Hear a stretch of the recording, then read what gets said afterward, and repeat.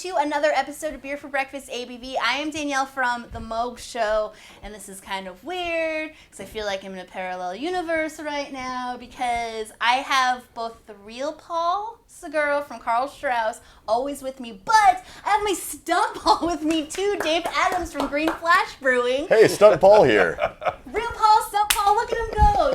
You guys don't need me here. Danielle who? Right? I know. So if you couldn't tell, we will be talking about Green Flash Brewing Company today. Very, very excited because, Dave, you do come by here, every so often, but we rarely get to talk about Green Flash. So I'm super, super stoked. You're always talking about somebody else's beer. Let's talk about yours. Let's do it. He's so knowledgeable. This first beer, Baja Bound Lager. I have tried this beer already. It is delicious. Tell us all about it. So, Baja Bound Lager is actually, the namesake comes from the idea as a beer that we would like to have in Baja. Ooh, so, okay. with the abundance of Mexican lagers and people making corn-based lagers and whatnot, we decided to throw that idea to the wind a little bit, and we used Czech and German ingredients to create a beautiful Czech-style pils. Kind of a hybrid Helles Czech-style pils, and something that we would want to take a case down to the beach in Mexico with us. So not a Mexican lager. Mm-mm. Okay. It has some flavors and aromas of a Mexican lager, but it's got a little more hop flavor and bitterness, I think. Yeah, so Tettnang in the hops, and then we're using Weyermann Pilsner malt and some Czech pils. Very nice. Yeah.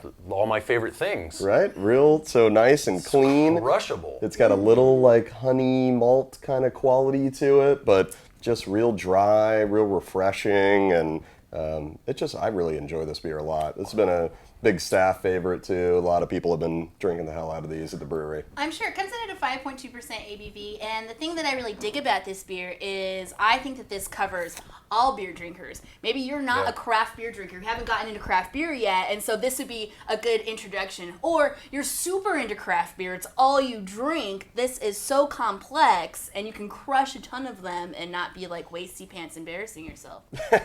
Yeah, nobody likes to be wasty pants embarrassing pants. themselves. But yeah, that's kind of the idea, right? A beer that the craft beer connoisseur or enthusiast can really enjoy because of the complexities of the malt, but somebody that's maybe less initiated can just not think about and have a nice sip of and think it's a great beer. It's a good all-dayer. Absolutely. And we're in the middle of summer. Yes. Weather's warm. You don't want to be drinking big imperial stouts and stuff right now. No, good time for this beer. That sounds awful, actually. Right now with the heat wave that we're in the middle, seriously. The Imperial Stout sounds terrible. This, however, delicious. I could see throwing this in your bag, like you go on a hike, Totally. get to the top. And you got it in cans, so you can pop these.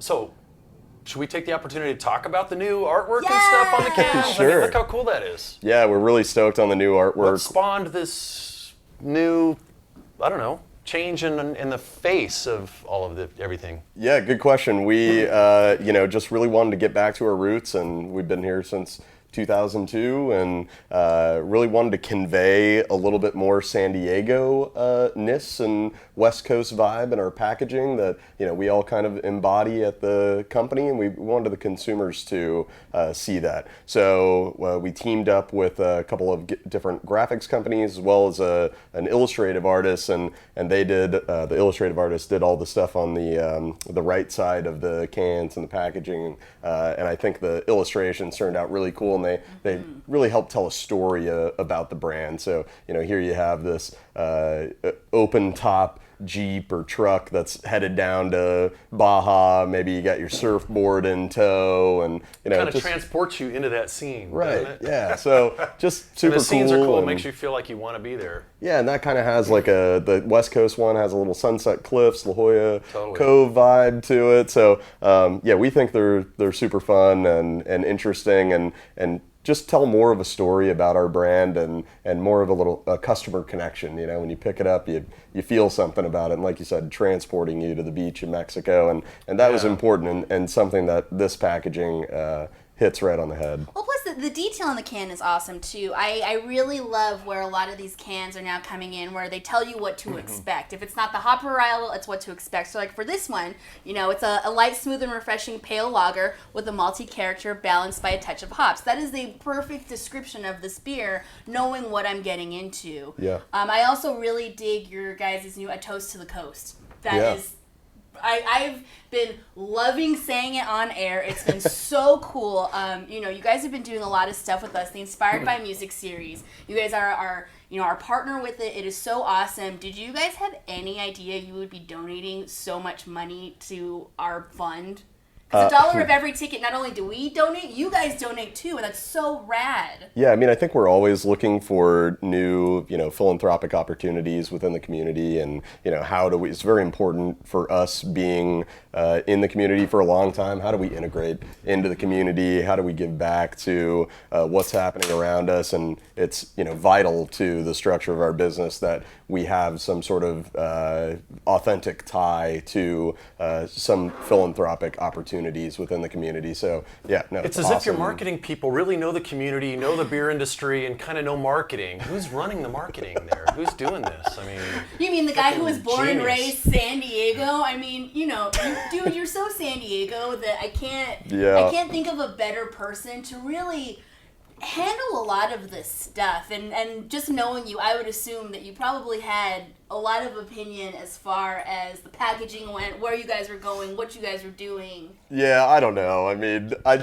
certainly when I'm asked my opinion, I try not to go too over the top, although my coworkers may disagree with me a little on that front. Barbara's like, I don't know about that, Dave. I don't know. Yeah, definitely. But yeah, no, I think when something doesn't, ring out true, that it is, being like as you alluded to, and I'm born and raised in San Diego. I've lived here my whole life, and I'm definitely. Oh my God, you both are. Yeah. Whoa, two people in natives. the same room. Snow What? leopards. We're snow leopards. This is huge. right. Neil, my camera guy, are you born and raised San Diego? Wow. My guest, Three. Connor, are you born and raised San Diego? No. What? Me either. I got you, buddy. No worries. No, but this is big. Very rarely do you find. Yeah, it's not very. So I think, and I think it's real easy when you see some of the marketing just in general around. You've been in San Diego long enough, you start seeing stuff about fish tacos and dolphins and waves and things like that, and it's just not things that, as a native San Diegan, it's not stuff that's on our mind every single day, So to be able to make sure that there's some true San Diego, feeling behind the brand is important and is great, and hopefully that conveys itself out into the marketplace when you grab a can of our beer, that it is authentic. It does come from people in San Diego who were born here. And it's brewed right down the street from here. Right over there. It's appreciated. I like to sit there instead of in traffic. And the brewmaster is another San Diego guy. Yeah, Native he Vista High School class of '85. Yeah. Mr. Eric Jensen. Shout out. Shout to that out, dude. EJ. Yeah, what? You couldn't come hang out with us, Eric? Oh, he's The on negative vacay. waves, bro. Yeah. Okay. Well, All right, we'll going into our next beer, I like what you have on the back of this can. Transport to paradise with each sip. Boom, there we go. So this is a super neat beer that we made many years. We actually made it 3 years ago as a test batch or thereabouts. And the idea was to try out this new yeast that was kind of out there that was thought to be a Brettanomyces strain, but turns out that it was a regular ale yeast strain.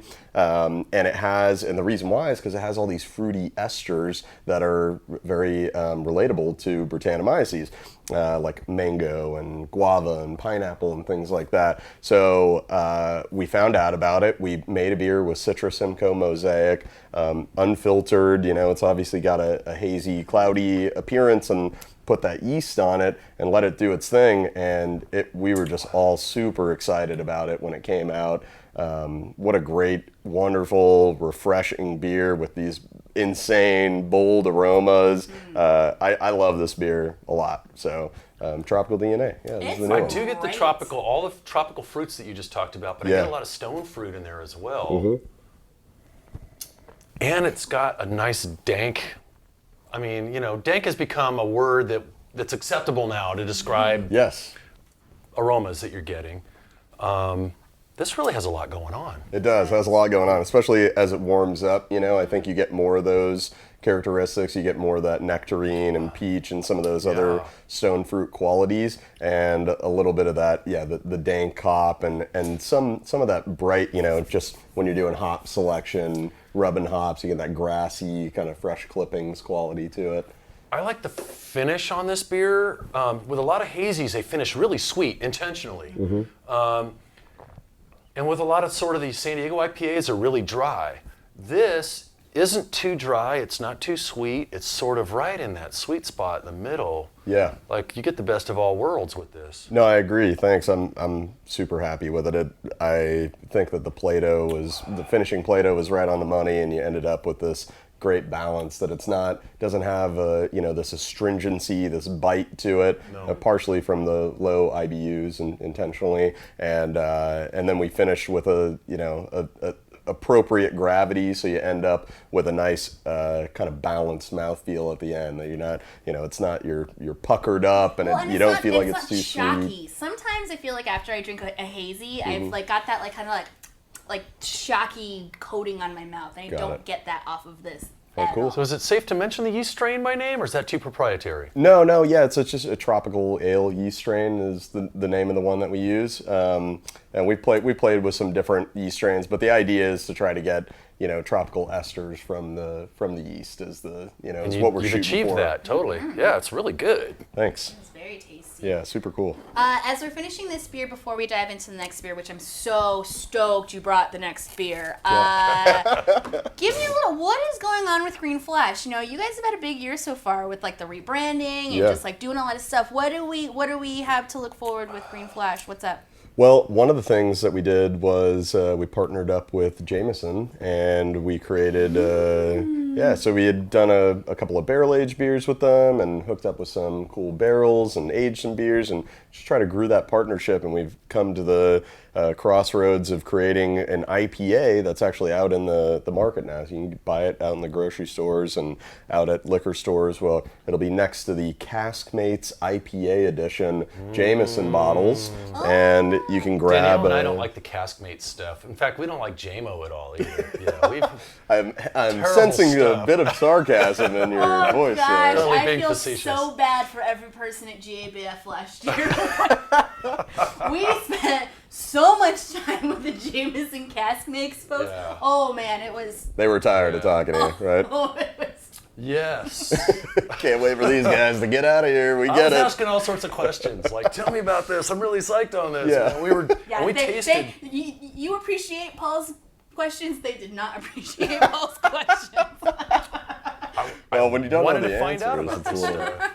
Yeah, and they had these cute Irish people that were talking and everything, and I was just wanting to learn about the beer Sure. and just soaking it all up. It was fascinating. It was cool. It is, and yeah. I'm pretty jealous about the relationship that you guys have with JMO. It's rad. Yeah, thanks. And I'm looking forward to drinking this right now. Well, we're not drinking that right now. We're drinking the West Coast. You're going to drink that at home, though. We're drinking that at home. I'm leaving. That's fine. All right, well, I'll take some bottles to go. More West Coast IPA for Dave and I then. Yeah, fine. Where you're out.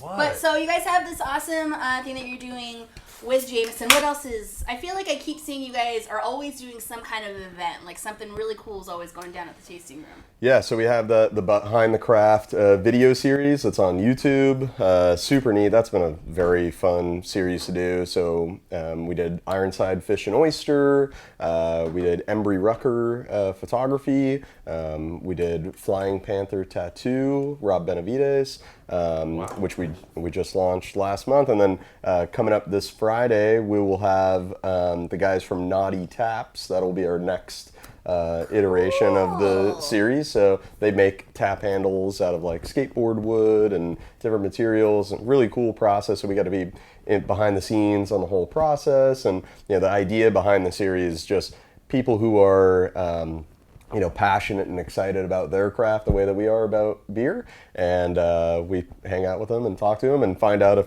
why we're so like-minded. And because I've found over the years that people who enjoy kind of craftsmanship just in any way, shape, or form, whether it's shaping surfboards or creating metal objects or woodworking or cheesemongers or chefs or whatever it may be, all have kind of a similar mentality, and they all have some little ties in there, and so it's fun to kind of connect on those ties and check it out. So I think the videos are really beautiful. We actually won an award. We won a gold medal for the series in like a advertising. That's cool. Yeah, I forget the name of the group, but it was like second place was, I don't know, Coors, and third place was Toyota or something. So Wow. So it was like a big, That is amazing. giant advertising. We can find this on YouTube? Yeah, it's on YouTube, on our page on YouTube, on the Green Flash Brewing Company page. Check it out, Behind the Craft video series. And the 4th iteration will be out. Sorry. No. I'm listening. I Oh, was just thought you were- burping up some I thought hops. I thought you need. Okay. I'm totally burping up okay. hops right well, now. Get ready to burp up even more because I am so stoked by this. The West Coast West Coast IPA. You guys brought this. smells so you brought good. it back to a single. It was a single Yeah. IPA, and you made it big to a double, and it's back to a single. And I cannot explain to you the happy dance that myself and my program director Garrett did when we found out that this was coming back as a That's single awesome. IPA, because this is such an amazing beer. Thank you. Yeah, you can imagine how excited we were as well. Internally, we feel the same way. God. Fans of beer the way that you guys do. So Missed this beer. So good. So can you give us a little bit behind the scenes why you guys went back to your roots of making this the original recipe single IPA? well, there's not a lot to talk. It's just no brainer, right? Like everybody enjoyed this version of it, and let's bring it back. Yes. Ship it. Ah. I mean, that was And it. we are happy. A monumental adventure of hops is exactly what the West Coast IPA is. I just want to snuggle up with this beer. Right, well, because it is by definition exactly what I would expect out of any West Coast IPA. And like these hazy, New England IPAs, they're great and all, but Yeah. every time give me the West Coast bitter IPA that's got all of that aromatics behind it, Yeah. all of that, and that's exactly what this beer is. Yeah, and I think it's a nice respite in the land of hazy IPAs or lower IBU IPAs. I don't think there's anything. Obviously, we make one. We find them delicious too. Mm-hmm. But we are known for making West Coast IPA. So 100 IBUs and or 95 IBUs, 7% alcohol, and 5 different old school hops. Lots of familiar pine and resin and grassy and tree bark and those kind of qualities that are just not Grapefruit. not as really well. around. It's Yeah, a got lot of pleasant, it's Right. beautiful hoppiness, right? I don't even know All where to of start. it. Like I'm going down memory lane, sort of. with right. this That's what beer. it is. Yeah. But it's got, Floral. I think, a nice fruitiness that might be from the fermentation as well. A nice, beautiful grapefruit flavor. I fucking love this beer. Sorry, I said the F awesome. word. It's Facebook. It's No, okay. it's awesome. I can't say it. You guys can say it. I can't say it. Well, I just said it. No, we. And I've never said love it it on the too. show before. So good. Thanks. Yeah, that's cool. We love it too, and it's so neat to. I mean, even just like I've had it, a million times, but like not having it for so long, and having it, 10 years ago, Can and you bring back Hophead Red too? all right, let's not. All right, we just don't want to maybe get. a small batch, just one little off, Yeah, we don't want to get too While we're nostalgic. asking All right. for things. All right, enjoy the West Coast. All right, damn Yeah, it. seriously, go seek this out. Everybody who was a fan of this beer back in the day, it's back and it's beautiful. And And if for some reason you haven't tried it, try it. I don't know What are you doing with your what life? Are you waiting for? Yeah. And while we're talking about it, where you can get Green Flash beer, obviously in the tasting room. Yeah, a lot And of then- places. And then Yeah. you guys are everywhere. I see you in all the grocery stores. I see you at all of your better beer bottle shops. I see you on Yeah. tap everywhere. It's not hard to find Green Flash Brewing beer. Yeah, I mean, where you find cool craft beer, especially in the off-premise, you'll definitely find us. on premise, a lot of rotating handles. You'll see us around at different places, but yeah, there's all the grocery stores carry our beer, all the independent stores, Bevmos, Total Wines, all that stuff. So yeah, it's not hard to locate. And if you do have trouble locating it, we have a little beer finder on our website. There you go. greenflashbrew.com. Yeah. Before we close this out, there's one thing that I want to tell you. Okay. Uh-oh. So, I met you a little over 3 years ago when I started 91X. You actually came on the morning show for St. Patrick's Day because I sent a blind email saying, hey, I want to do drink Green Flash, not green beer. Oh, yeah. I remember that. So you were like the first person that I met in beer, and so over 3 years that I've known you, the number one thing that I have taken that I've learned from you, and I use it all the time, is when you told me, we talked about when people say, I don't like hoppy beers. I don't like hoppy beers. And we talked about this, and you explained to me, no, you love hoppy beers. You love hops. You don't like bitter. You're not down for bitter, and that's one of those things that I have taken with me for over 3 years that I've known you, and I use it all the time in the tasting room. So that's cool. Thank you. It's been You're welcome. Awesome. I mean, obviously this learning relationship is not over, but I have not gotten to thank you for all the knowledge that you have bestowed upon me. Yes, and not just her, like everybody. You've been teaching and coaching people for a long time, but this conversation begs the question: have you kind of made peace with the bitterness a little bit? Oh, absolutely. Yeah, I mean, apparently. I love it. Because this beer has it, right? And it's a delicious bitterness. Mm-hmm. Bitterness doesn't have to be a negative thing. No. And I mean, it shouldn't especially have a negative connotation. And I think especially first of all, thank you, and I'm glad that you took that. And I think if you can have a little bit better experience out of a bar and a tasting room by articulating yourself in an appropriate way and saying what you do like and what you enjoy as a person, it just makes it so much better, And your whole staff inside the tasting room is so good about that, and I've seen it. I've watched it with my own eyes. People coming in and say I've never had your beer, I don't know exactly what I like, and it's like, oh, well, what do you like? And seeing the steps that go through in your tasting room to make sure that every person that comes in gets exactly what they want, and I think that that's a really big deal. Yeah, no, it's super important, and really at the end of the day, the beer industry is an inclusive industry, not an exclusive industry, and that's at the end of every class that I teach. I always hammer that point home. You took one thing away from this, it's that the craft beer industry is an inclusive industry, and so that means no matter who they come, who comes to us and says, I'm looking for this, I'm looking for that, it doesn't matter who you are, that we are here to guide you through and be your beer Sherpas, That's awesome. I love it. I've been saying this for 25 years. I love this dude. I can't think of a better way to end this. I just want to hug him. Can I hug him? Can I hug you? I love you, man. Love you too, Paul. Don't mind me. Okay. If I die tomorrow, there's people carrying on the torch, man. This is rad. We're going to do it. We're going to do it. Dave, thank you so much. Vice President of Hospitality at Green Flash Brewing. Also, my stunt Paul. Anytime this guy is too busy to come hang out with me. No problem. We super appreciate you and everything that Green Flash does for 91X. You guys are amazing. Thanks, I know. Get Paul, a little bit clipped. I know. Well, all right. Well, get out of here because I've got a closing to do. Remember, every Friday, Paul comes on the Moog Show at 9:05, and we do beer for breakfast, and he tells Moog along with you what you should be drinking. We will 100% be drinking Green Flash because remember, that night, Head in the Heart. Thank you to Green Flash for helping us get Head in the Heart. It will be at Observatory. We're going to have a great time that night. And thank you and cheers to independent craft beer. Cheers. Cheers. Salud. Salud. 91X.